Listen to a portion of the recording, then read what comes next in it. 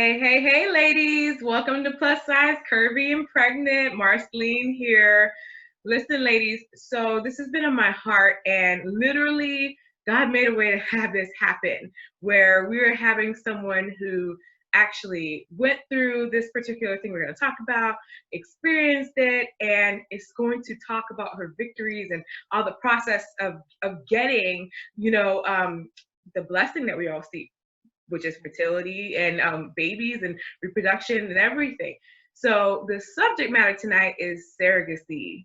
Yes, we're talking about surrogacy in this time right now. We're not talking about old Bible days stuff. We're talking about today. And we have an amazing guest. I am so honored to have her on tonight. This is Dr. Jerisa Berry. She has an amazing book out. She's going to talk about that tonight.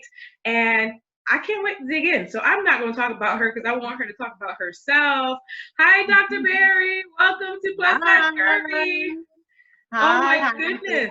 I'm great. I am great. I'm excited. I can't wait to jump in. Y'all can see that she's at work, so we're not going to take up a lot of her time. We're just going to dive in and get to know her a little bit and get to know about this journey, because this is something we don't hear about, especially nowadays because of cost. And secondly, I mean, even in the African American Black community, it is rare. So I got so excited when she agreed to be on here. This woman is busy, y'all. So we're not gonna waste her time. But tell us about yourself. Tell us about you. So I'm definitely going to tell you about myself, but I wanted to say something really quick because in African Americans, it's not necessarily rare. We just don't really talk about it. So I'm glad that you're really having this conversation, because a lot of us can suffer in silence. And it may seem as though it's not a lot of us, but it really is a lot of us that's going through this. So thank you first for having this platform for me to be able to share, and also for others to be able to share. So I had a 3-year journey to become a mom. So, I waited for my husband, and that took some time, when you're single, and sometimes it's hard to find Mr. Right, and then also between my career. So I kind of postponed it. I wasn't really rushing into motherhood. And so even with my husband, when we married, we decided to kind of wait a little bit. We wanted to be newlyweds and enjoyed that. And so we're both physicians. We didn't really know that, once we decided that, okay, we're ready, we're ready to be parents now. Let's go. 9 months later, we're going to have a baby. No, it didn't happen that way. We tried. And at that time, I was already over 35, and so we knew as physicians also that we weren't going to keep trying. We gave it 6 months, which is the guideline. Don't keep trying year after year. We gave it 6 months of trying naturally. And I knew that I had fibroids, but I really didn't know that anything would cause me issues, and so we went straight to the fertility specialist. Now, I often talk about getting second and third opinions because we did do that. But we didn't wait. We went to the fertility specialist, and right away, I had a lot of fibroids. I had large fibroids, and I also had to have fibroid surgery. So I did that, and we also did, IUI. We did IVF. We were pretty much open to doing whatever we could. This again was, I guess it was maybe 4 years ago now. When we were initially going through the process. And of course, now, I have a 2-year-old son and I have a 3-month-old daughter, and we're going to get into that. But, initially we tried with me, we tried with my uterus, and we tried with everything else. But unfortunately, I had miscarriage. And even after I had fibroid surgery, I had another one that came back, and it was larger. A lot of times that can happen with IVF, where your fibroids can get larger. And so, after miscarriage, after one failed IVF, and then we also had an attempt where, we tried with my egg and my husband's sperm, but it did not implant, So when we had those kind of failed cycles, and the miscarriage, and having to go through surgery again, it was kind of just determined for us that it may not be best for me. I didn't really want to have surgery again. Of course, that would have been a high risk. I could have, but I really didn't want to have surgery again. To risk surgery and then also risk, at that time we from our IVF cycle we had 3 embryos, so it wasn't like we had a lot, you know. And so we really had to weigh what we were going to do because I already lost one, and so um, for me it was going to be the better route to go surrogacy. um, I just got to the point where I didn't want to keep doing IVF. I didn't want to keep, having another surgery. So it just took a atypical turn, and that's when that door was kind of open for us. Awesome. Thank you for that snapshot, because we just got to see from you getting married to trying to, now making that decision, which is not so easy for so many women, Right. to make that decision and go in that route. But Right. throughout that process, what was your husband's response of the journey mentally and emotionally? How did he gear himself up? How did he support you with making that decision? So I've been blessed to, have a supportive husband. And sometimes, men may not know, because I'm a physician, so I also, I treat patients also, and I've had clients as well. Sometimes men don't really know how to respond. They want to be there, they want to support you, but they don't really know how. I can honestly say my husband, and he talks about it too, when we first started, he didn't realize how common it was, and so he felt to some degree that, we were kind of in it on our own, and it wasn't a lot of people really having to go through this, and why us kind of thing. But then when he started going to the appointments, and you saw, I mean, a lot of times it's like 2 month wait, and then when you get there, it's like tons of people in the waiting room, and he's like, oh my God, this is really common, we're not the only ones going through this. And so that kind of helped him also realize that, what, we're not the only ones going through this. We may have to take a, atypical route to become parents, but let's do what we have to do. He definitely was my rock. The times when I had, miscarriages, surgeries, he was my rock. And a lot of times men don't necessarily know how to support you, but sometimes just being that listening voice, just giving a hug. But it is you have to go through it, and it's can be painful. There are times when, you're gonna cry. There are times when you're gonna say, why me? And you really are gonna have to go through that. Don't feel as though, you're you're weak because you're having those moments, because you're going to have those moments, and rightfully so. And thankfully he was there for me. Well, that's so good to hear, especially as women. We tend to feel like we're always alone. We always tend to feel that way, even though, I mean, statistics show us that this is, infertility is very common, but we are always hiding it. So in order to have that strength to come out and talk about it, it's great to have a supportive partner. So thank you. I thank him for allowing you to come out and share your journey with us. Yeah. But I wanted to ask, and this is the question a lot of people are going to ask, is what is surrogacy? Because I feel like there's so many definitions of it, and everybody has their own, perspective of what surrogacy looks like, and how the person becomes pregnant, and all of these questions. So what is surrogacy?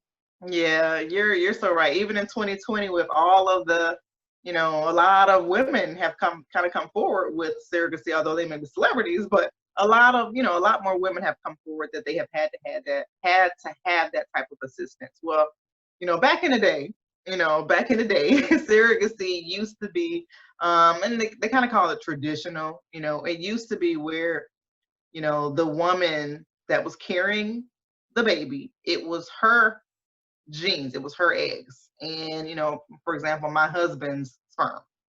Well, that right now, really, that's kind of illegal. you know. So, but that's the historical point of view, you know, even biblical, you know, surrogacy is in the Bible, where it was that woman's egg and the spouse sperm.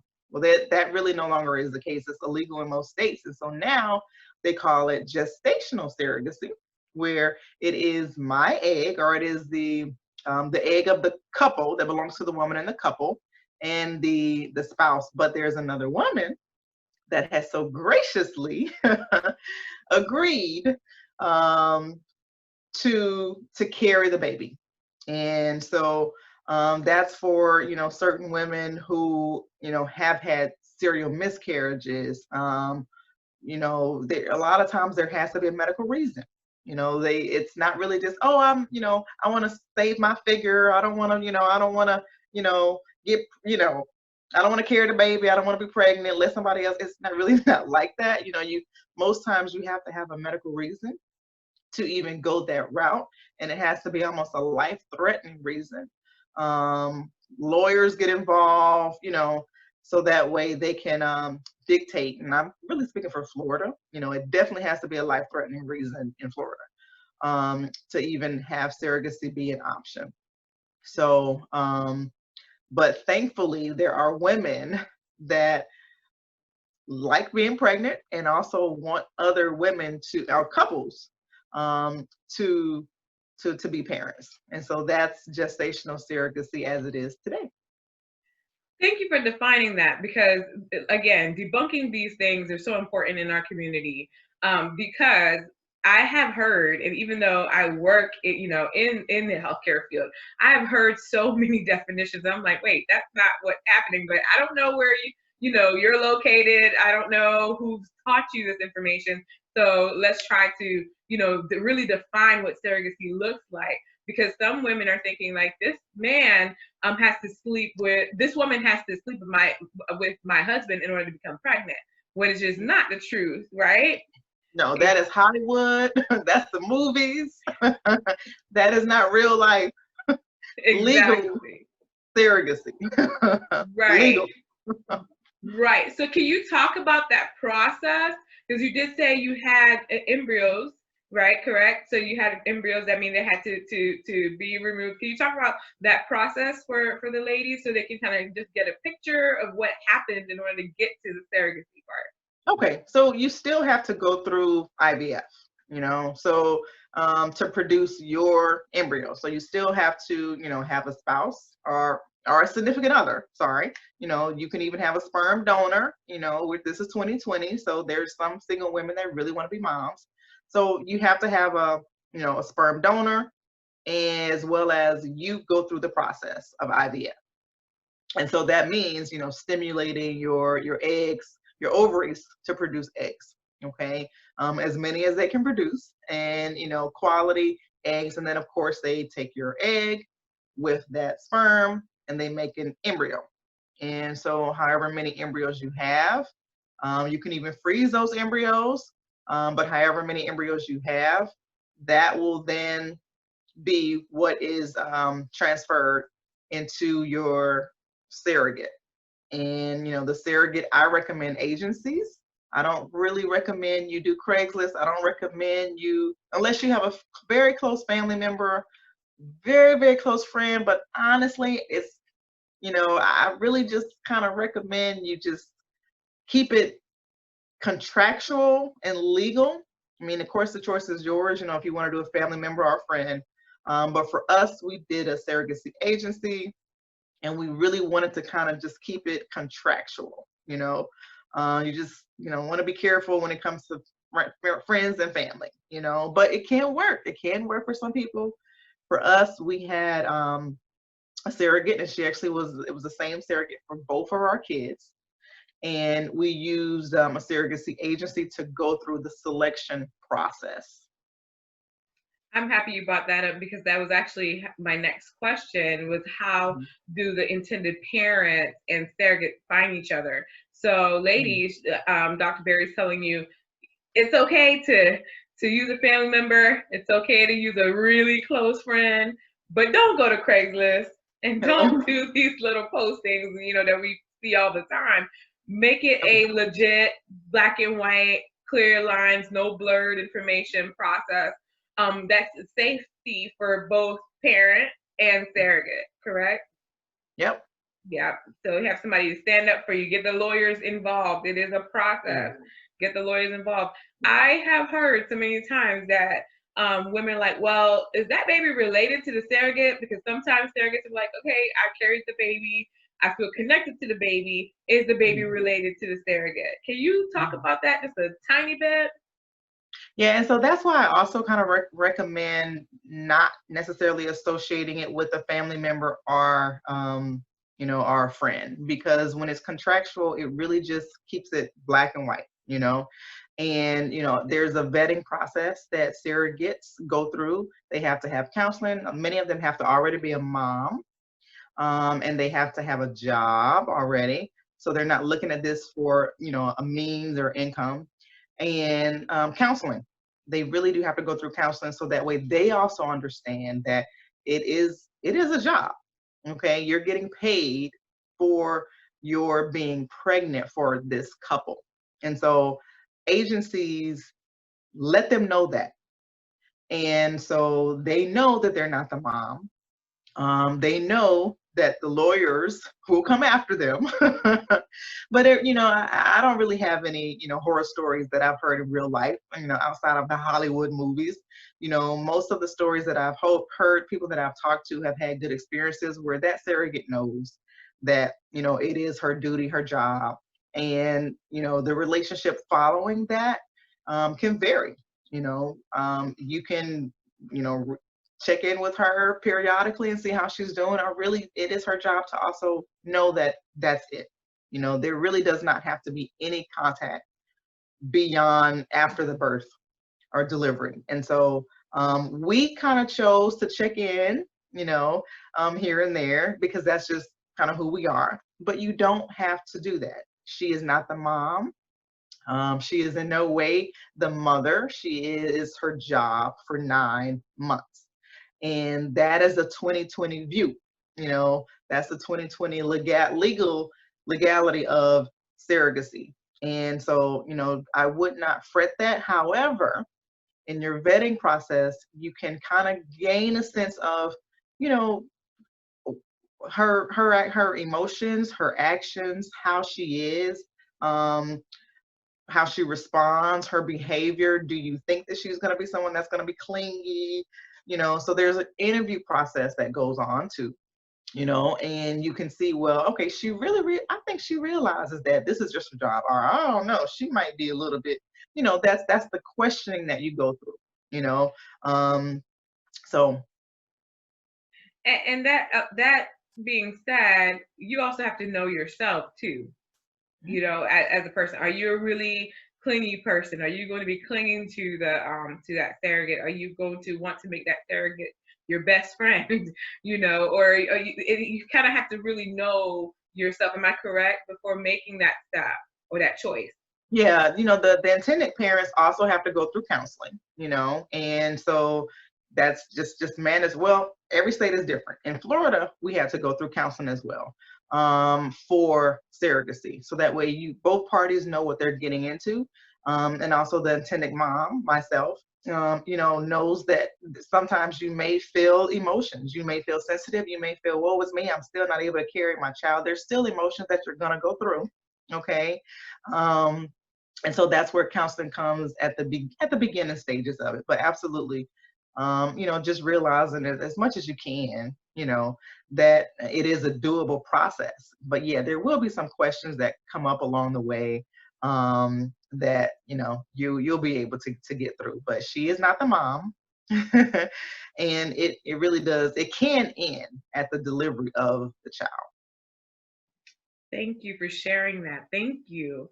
Now, during this process of you interviewing and getting to know the gestational surrogate, what are some questions that you believe a couple should ask the gestational surrogate and the agency about the process? What are some questions that you think that are very important that couples or moms should bring forward? So again, that's where the agency does come in at, because there were some sensitive questions that I wanted to know, but I didn't necessarily want to ask her directly. And so they are that middle person. They are the middle person when there's some sensitive things like the dating life. That was big for me because our surrogate was in her 20s. And although she was very mature, you don't necessarily know that at first, right?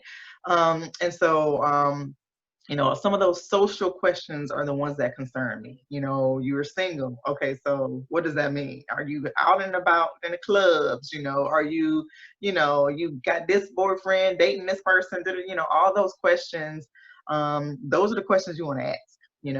And a lot of times I felt better asking the surrogacy agency, and then they would ask her that. But also just in general family life, their goals, depending on their age. Of course, ours was a little bit younger, but asking, what does she see her, out of life? Seeing her with her own daughter, because a lot of times, like I said, they have to be a mom already. So how is she responding to that?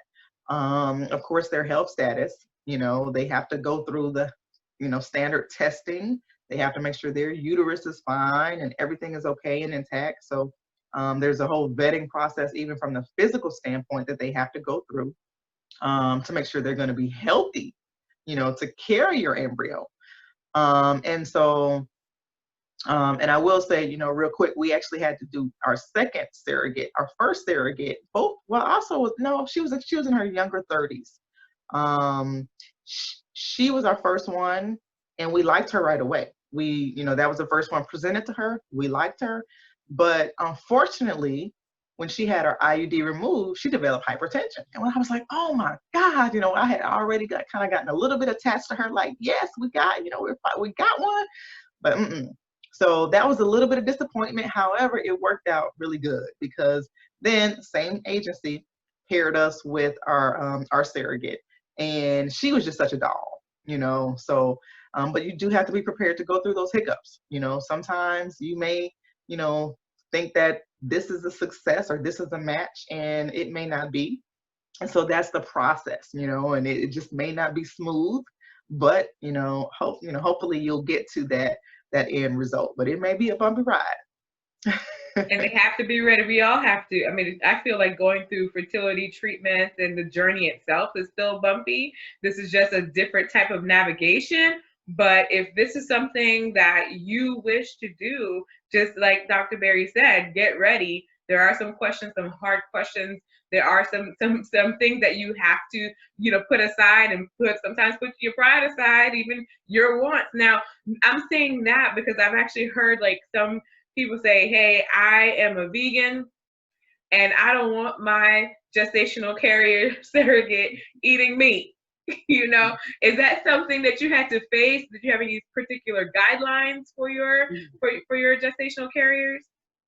So those guidelines, sometimes it may be tough to meet that because it's not like there's a large pool, and maybe of women that are willing to do this. And so sometimes you have to sacrifice certain things, but if there is certain thing that's a hard yes, hard no, then definitely stick to that.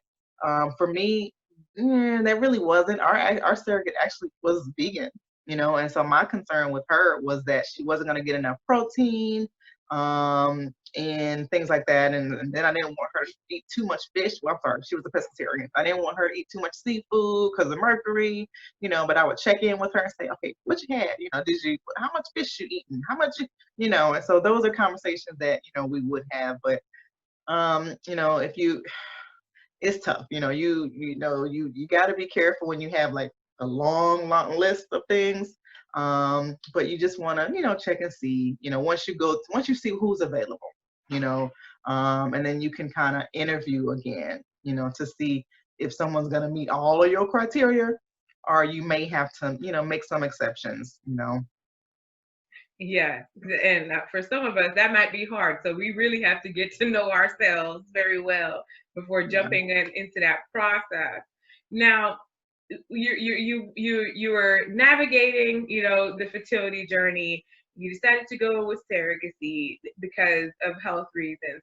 How did you go about like telling others, telling family, telling friends that, hey, I decided to do surrogacy. We're expecting via surrogacy because they're waiting for you to say, I'm pregnant.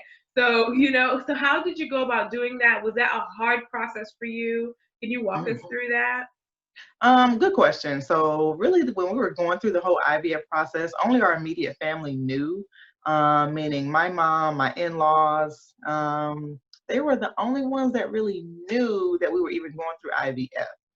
Um, when it got to the point of surrogacy, that's when we shared more of our journey. So I'm just trying to think about the timeline because it was like over 3 years, and I don't think we originally told people until we got to the surrogacy point, outside of our immediate, in-laws, meaning, like I said, parents, grandparents knew that we were going through the IVF process, and miscarriages. But when it got to the surrogacy point, to be honest, we really didn't have much pushback to us. It does happen where I have other clients, I have other people that, they get pushback. Why are you doing that? Why do you have to do that? Da, da, da, I actually didn't have that. Even my grandma, she was born in what, 1910, 1920, she was like, oh wow, yay, so I think that it varies. Unfortunately, the support system varies from family to family, friend to friend, and it's unfortunate. But for me, I felt comfortable that I really had tried a lot, and that was just the way that God probably was choosing for me. And so, my family is also very spiritual, and they were just happy that there was a way, and that there was also another woman who was willing to carry my embryo. So for me, it wasn't as bad of a response from those people, but it can be, you know. Did you find that you had to do a lot of educating with your family about the process too? Did you involve them in the process? So I think I did have to kind of educate some, not necessarily a lot, but yeah, definitely explaining to my mom, my grandma, what it is. My mom kind of knew about IVF. Again, this was like, what, 4 years ago now? Yeah, 3, 4 years ago. So my mom knew about IVF, but you kind of have to explain that process too, because a lot of people like test tube, baby, like all these things. So that generation, they're still trying to understand IVF, and how that works. So I did have to explain that. And then also, I think with my grandma, I had to kind of reiterate it to her some, because a lot of people say surrogate mom, and I didn't really like that term. Surrogate mom, no, she's just a surrogate. It is not her egg; it is my egg. And so, unfortunately, you may want to get comfortable explaining that because you may have to. Yes, because you don't want to be misunderstood. And again, some people be like, hey, she just didn't want to carry her baby. Yeah, all the people's misconceptions just come out of the blue, and their opinions come out of the blue too. But from what I've heard, I don't have anyone near and dear to me who has walked that journey. But as I read on many blogs, or I've heard friends of friends who've actually gone through the process, they're like, it's just people's opinions come out of nowhere because they're not very well educated on the process. They're like, one question that I was told about was, someone asked this mom, hey, how will you love your children? You didn't birth them. Mm. And I thought to myself, are you kidding? What's the difference between that and adoption? But this time, this is actually genetically my child, and I've waited for this child. I have spent to have this child. This is my baby. I'm going to love this baby, as if I went into labor and pushed myself. I just could not carry, but doesn't mean that I love any less. So I've heard so many opinionated responses to this thing. So I feel like women, we should actually, like Dr. Berry said, get ready for different opinions. Luckily, and she was blessed that her family was like, hey, we want these children so bad. whatever way God makes, we're accepting, we're here for you, we're supporting you. That may not be the case in your community. So educating yourself in the process to be able to, combat those myths and those comments, and that way you're emotionally stable addressing those as well. Mhm. So thank you for sharing that, Dr. Berry. Now, what are your thoughts? And this is gonna be like a two-part question. What are your thoughts about the gestational surrogacy process in the Black community, our misconceptions in the African American Black community? Why are we not talking about it? Why are we not going in that direction? Of course, I know finances is a part of it, but Mhm. why is it such a myth in the Black community? Mhm. I mean, I think number one will be finances also. A lot of people think that, it's really, really expensive. And it doesn't necessarily have to be. There's options for those people, but I think that's probably number one is finances. And I think number two will be some of the myths that you said, that although I had a family that supported me, there's a lot of family that doesn't necessarily support that decision, even though it's biblical also. And I think that just people realizing that, yes, you are still a mom. It's not what it used to be. And just like you said, just having this conversation so that they know that really in 2020, it is your egg, it is not her egg. So those myths really still exist, unfortunately. And so kind of canceling those myths and realizing that it is your child and you will love them immediately, immediately you love them even when she's carrying it. I'm worrying about him. It's you still do have that connection, even while someone else is carrying your child. You still do grow that deep love. You're not going to get the nausea, vomiting, you're not going to feel the kicks, but you still do feel that connection and you still worry. I think probably even more I did, because someone else is carrying my child, and a lot of times you lose that control, certain things you really can't, kind of have control over if you were carrying it. And so, like I said, finances, the support system, unfortunately, those myths are really what kind of prevents more Black women from going that route. Exactly, exactly. And I have a question that just popped in my head. And it's just because as professional women, I'm seeing the numbers, the difficulty, conceiving. I'm noticing that. And again, maybe because now we're talking more about it, about infertility and difficulty conceiving, all of that. We're talking about it more.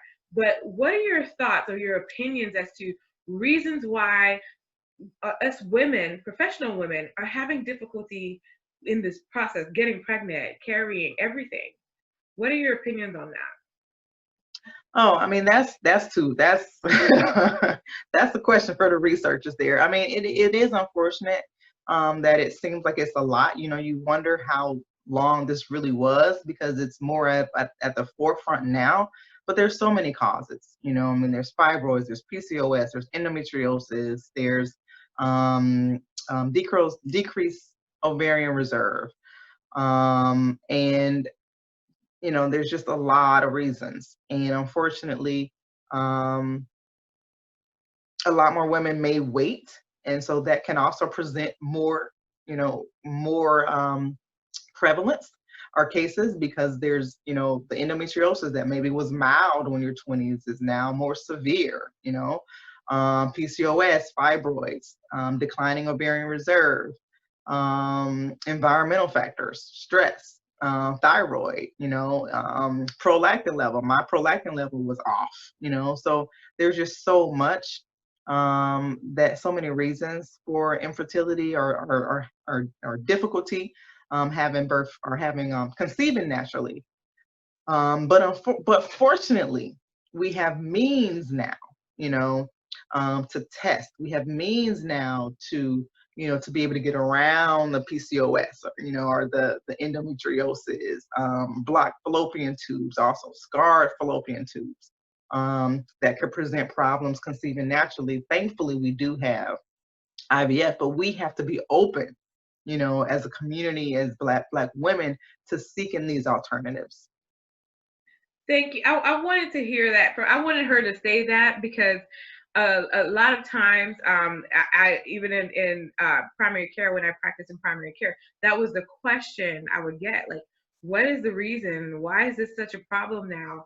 Why are we now hearing more about infertility, especially in our Black African American minority populations?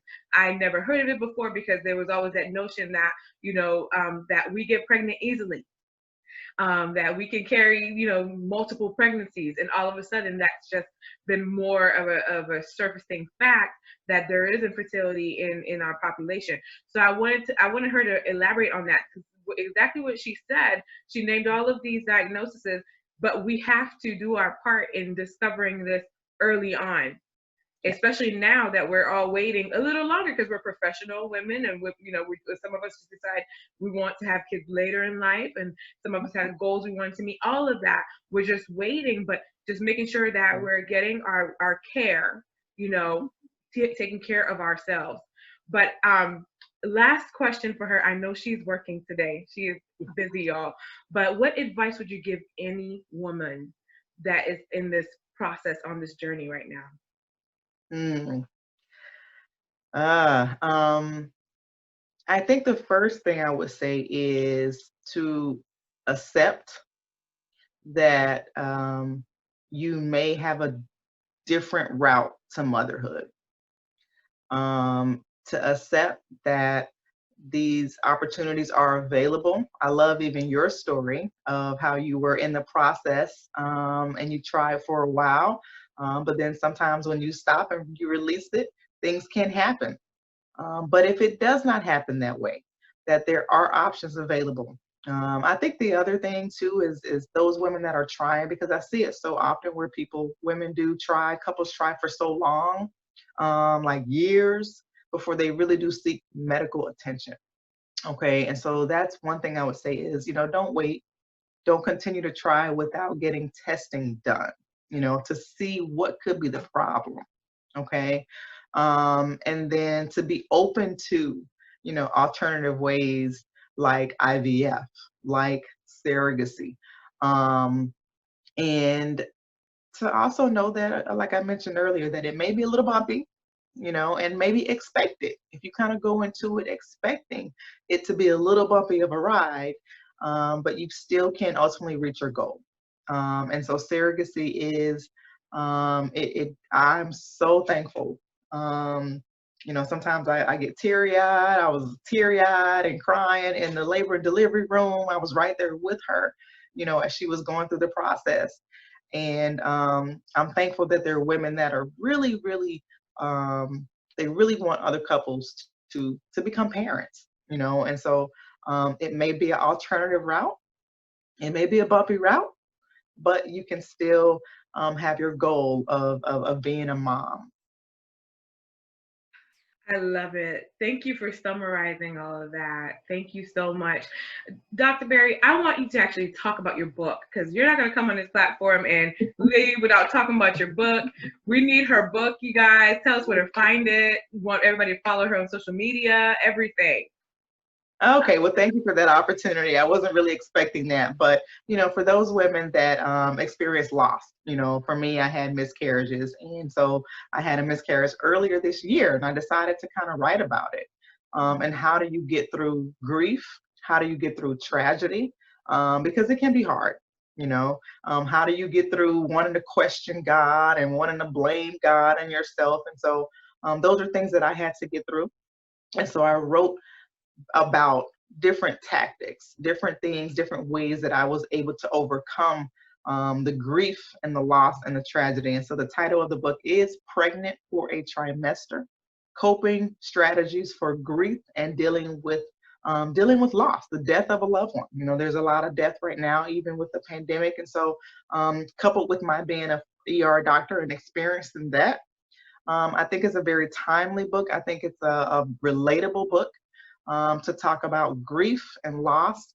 It is a #1 best-selling book on Amazon, and so you can get that there. You can always follow me on all the social media at Dr. Jerisa Berry. Y'all, give it up for her, for taking her time to talk to us and chat with us tonight. Thank you, Dr. Berry. We really appreciate you, really do. And thank you for serving in this time during this pandemic and caring for our loved ones all around the state of Florida and in Miami, where you're located, correct? So I'm in West Palm West Beach. Palm, West Palm. Thank you for serving. So I always close every single episode with a verse, and tonight I want to close it with Psalm 127:3. It says, "Behold, children are a heritage from the Lord, the fruit of the womb a reward." So you all, God will reward you. He will provide whatever the journey is to get there via IVF, IUI, spontaneously, getting pregnant on your own, or surrogacy. Think about the ways that God has made and allowed for us to have to get the reward of our wombs. Thank you, Dr. Berry. Thank you for joining us. Y'all, I'll see you in the next episode. I hope you got a lot out tonight. Bye.